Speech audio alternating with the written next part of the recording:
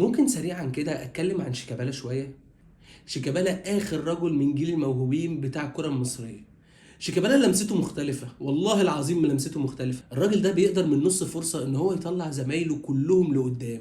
يعني شيكابالا هنا بمنتهى البساطه لعب كروس خلى محمد السيد يجيب جول بمنتهى البساطه. شيكابالا مره واثنين وثلاثه يحرك الجزيري اللي اصلا ملوش مزاج يتحرك، بس بيحركه غصب عنه لان الباصه حلوه، هو غصب عنه هيتحرك.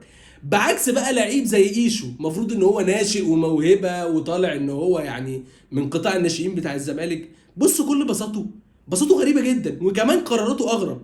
يعني بص الكره دي عبد الله السعيد كان هيتجنن، اللي هو يا ابني طب ما احنا جنبك، انت بتعمل ايه؟ لما تبقى موهبه متفجره المواهب ابقى اعمل اللي انت عايز تعمله والحنكشه والار 2. انما لما تبقى على قدك ما تبصي لي يا حبيبي، باصي للي جنبك، رايحين باربعه على الجون وانت بتعمل ايه؟ وده الفرق ما بين شيكابالا اللي عنده 40 سنه وايشو اللي عنده تقريبا 20 سنه.